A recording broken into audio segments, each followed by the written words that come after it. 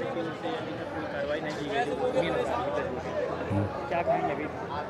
देखिए, इसका मेरी समझ में इसका दो कारण रहा है। एक तो स्थानीय निकाय के चुनाव और एक कर्नाटक का चुनाव। इस दो चुनाव के कारण गवर्नमेंट शांत थी। गवर्नमेंट में इंटरनली मेरी जो जानकारी, इससे उन्हें क्या फ़ायदा मिलता है?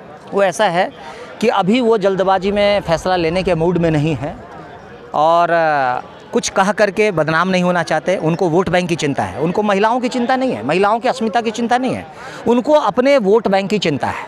वो ऐसा सोचते हैं कि अगर मैंने इनके सपोर्ट में बोल दिया तो हमारा जो राजपूत वोट बैंक है, हमारा जो उस एरिया का, चूँकि मोदी वाराणसी से चुनाव लड़ते हैं, मोदी वहाँ के प्रत्याशी होते हैं और वाराणसी के बगल में ही गोंडा सीट पड़ता है।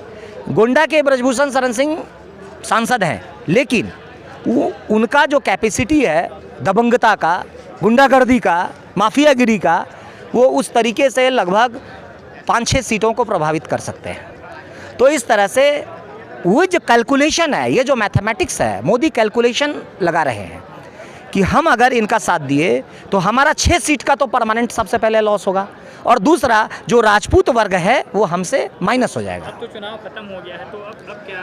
अब चुनाव खत्म हो गया। एक चुनाव ये तो लोकल स्तर का था, असली जो चुनाव है वो तो अब आना था। इस चुनाव से तो कोई फर्क भी नहीं पड़ता, असली चुनाव तो 2024 का है, वो एक बड़ा टास्क है। महिला आयोग की जो है, स्मृति ईरानी, हाँ, उनको तो कम से कम इसमें एक महिला है उसके सबसे पहले मैं महिला जो मंत्री हैं स्मृति ईरानी, उनकी कुछ सच्चाई मैं आपसे बयान करना चाहता हूँ।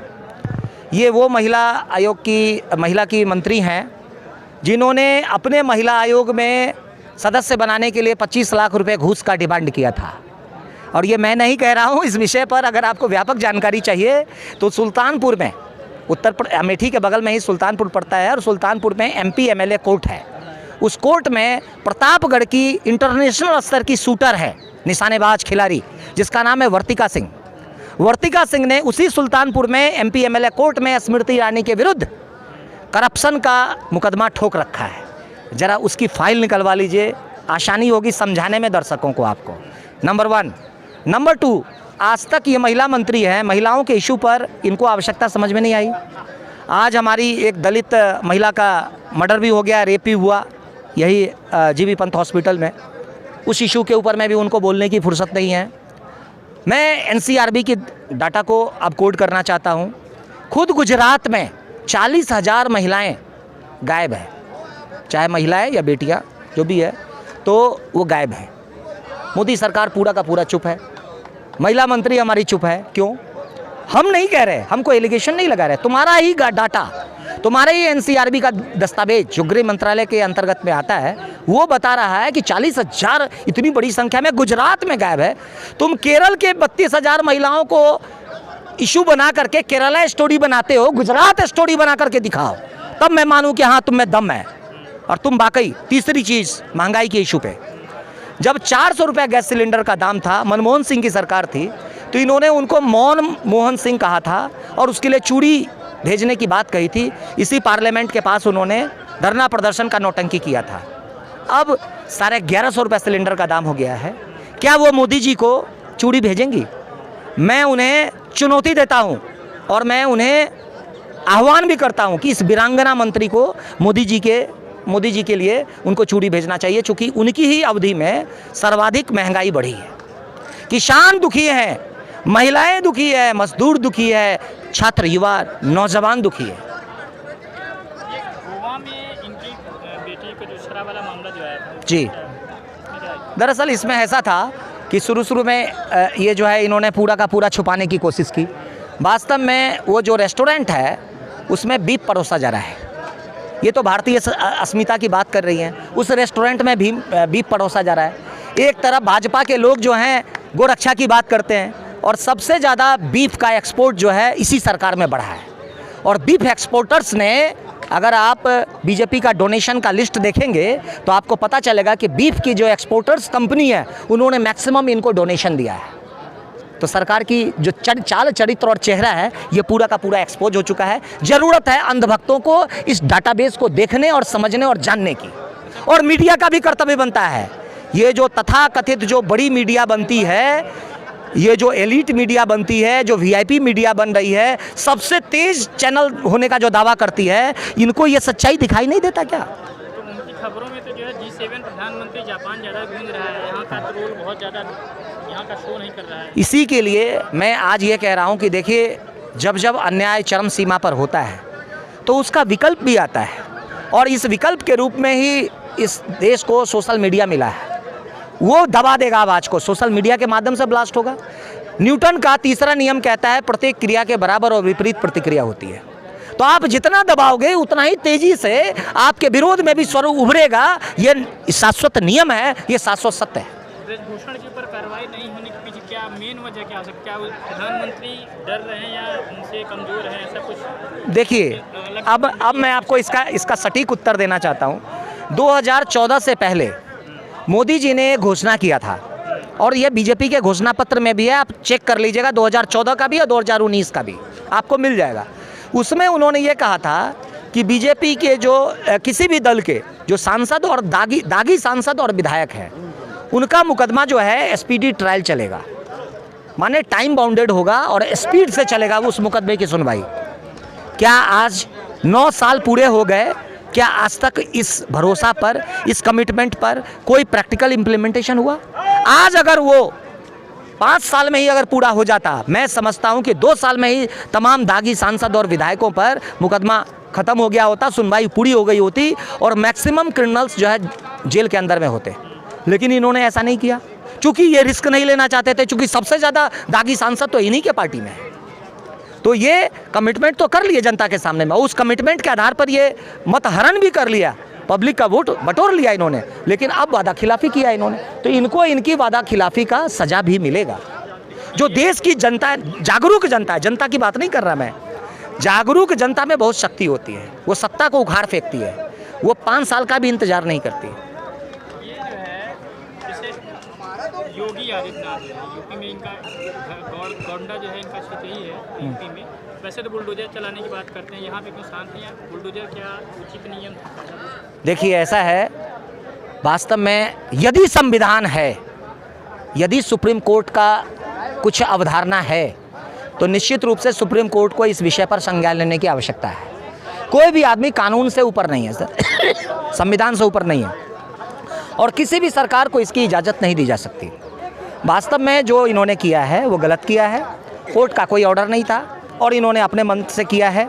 इन्होंने अपने मन से ही, यह इस पूरे भारत का पहला ऐसा राज्य है जो एक मुख्यमंत्री अपने ही ऊपर में 80 से ऊपर मुकदमे हैं, उसको अपने ही हाथों से बरी कर दिया।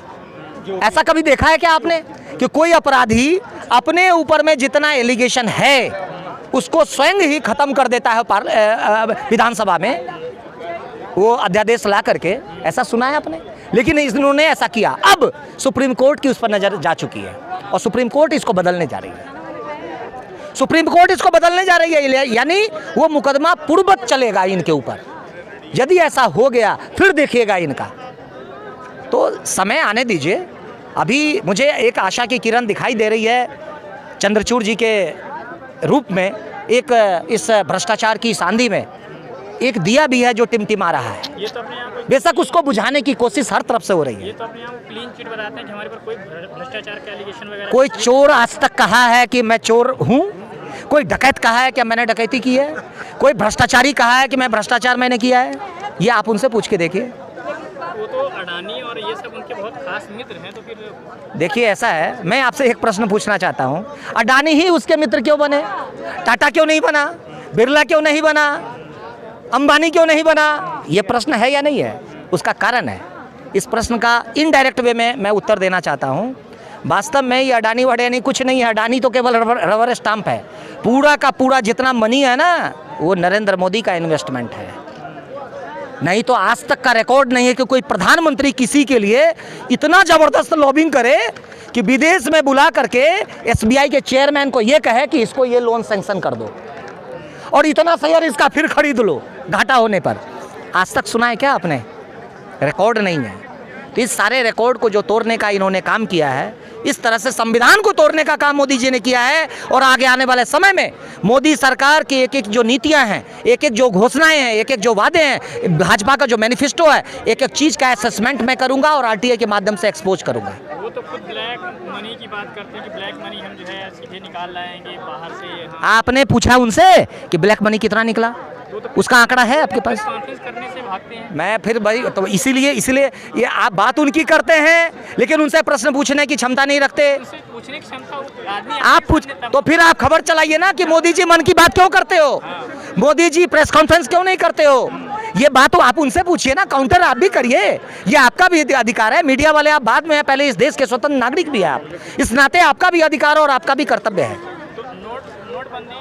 अब आपका नोटबंदी पर मैं दिलचस्प चीज़ आपको बताना चाहता हूँ। पहले इन लोगों के गैंग ने, मैं इनको गैंग कहता हूँ, भाजपा के जो गैंग के लोग हैं, इन्होंने कहा कि नोटबंदी बहुत अच्छी चीज़ है जी, नोटबंदी आने से करप्शन खत्म होगा और ब्लैक मनी आएगा। ठीक है जी, मान गए। उसके कारण लोगों को कितनी परेशानी झेलना पड़ा, कितने लोग काल के उसमें सिधार गए, है ना, मृत्यु लोक में चले गए। अब मैं आपको बताना चाहता हूँ, इतनी परेशानी झेलने के बाद भी नोटबंदी को हम लोगों ने सहा, इतनी परेशानियां झेली, इतनी बेरोजगारी बढ़ी, इतनी समस्याओं का सामना करना पड़ा। यदि 100 का नोट, 1000 का नोट और 500 का नोट में गड़बड़ियां थी और उसका ब्लैक मनी के रूप में स्टोरेज हो गया था, तो इस बात की क्या गारंटी है? आप कह रहे थे कि बड़ा नोट हम बंद करेंगे, तो फिर 2000 का नोट क्यों लाए? यदि बड़ा नोट गलत था और बड़ा नोट के छपने से ब्लैक मनी बढ़ रहा था, तो आपको 2000 का नोट नहीं लाना चाहिए था। फिर इसी सबसे तेज चैनल होने का दावा करने वाली इसी की रिपोर्टर और एंकर ने यह दावा किया था कि इसमें एक चिप लगा हुआ है, इस चिप से हम रिकॉग्नाइज कर लेंगे तुरंत कि वो 2000 का नोट कहाँ रखा हुआ है। अब जरा उनसे पूछ के देखिए, इनसे प्रश्न पूछूंगा मैं कि अब जो है वो चिप कहाँ गया। जब चिप था वास्तव में लगा हुआ, तब तो उसको बंद करने की ज़रूरत ही नहीं थी, वो तो वैसे ही 1 मिनट में पकड़ लिया जाएगा। तो फिर इसका मतलब या तो आप उस टाइम में झूठ कह रहे थे, नहीं तो आप झूठ कह रहे हैं। क्या इसमें भी आरटीआई वगैरह इसमें फाइल आप किए थे ऐसा कुछ? जी, मैं नोटबंदी के ऊपर में आरटीआई वो किया था और पीटीआई न्यूज एजेंसी के माध्यम से वो ब्रॉडकास्ट भी हुआ था। सरकार ने ये बताया था कि इस इन्फॉर्मेशन को देने से, यानी मंत्रालय अगर इस इन्फॉर्मेशन को डिस्क्लोज करता है, तो उससे हमारी भारतीय अर्थव्यवस्था पर गंभीर खतरा, गंभीर संकट पैदा हो जाएगा, इसलिए हम इन्फॉर्मेशन को नहीं दे सकते। ये कहते हुए इनकार कर दिया था। तो ये आप बताइए, ये कुल मिलाकर के चोरी भी कर रहे हैं, सीना जोड़ी भी कर रहे हैं और कायदे से उसमें ऐसा ऐसा अवरोध डाल रहे हैं। उसी तरह से पीएम केयर फंड का भी है। पीएम केयर फंड अपने आप में एक स्कैम है, एक घोटाला है। 2193 करोड़ रुपया घाटे में चलने वाली जो कंपनीज है, घाटे में चलने वाली सरकारी कंपनी, उन्होंने डोनेशन दिया। आज तक आपने सुना है क्या? अगर आपका घाटा में व्यापार चलता होगा तो आप किसी को हजारों करोड़ रुपया क्या डोनेशन में दे दोगे? नहीं दोगे। तो किस परिस्थिति में इसका मतलब पूरा का पूरा प्रेशराइज करके पीएम केयर फंड में पैसा डलवाया गया इसी सरकारी कंपनी से, अब वो पूरा का पूरा पैसा उड़ा दिया गया। तो दावा करते हैं कि पीएम केयर फंड से हम जनता की सेवा कर रहे हैं, कोविड वगैरह। आने दीजिए, चिंता मत करिए, ऑडिट रिपोर्ट मैं ही मांगूंगा, अभी क्यों घबराते हैं? इसी के लिए तो मैंने संकल्प किया है कि वाराणसी से हम उनको चुनौती देंगे। क्या इससे पहले आप कभी? मैं अमेठी से लोकसभा चुनाव लड़ चुका हूं 2019 का। सन 2019 में मैंने 27 उम्मीदवार वहां से थे, उसमें 7वां पोजीशन मैंने प्राप्त किया था।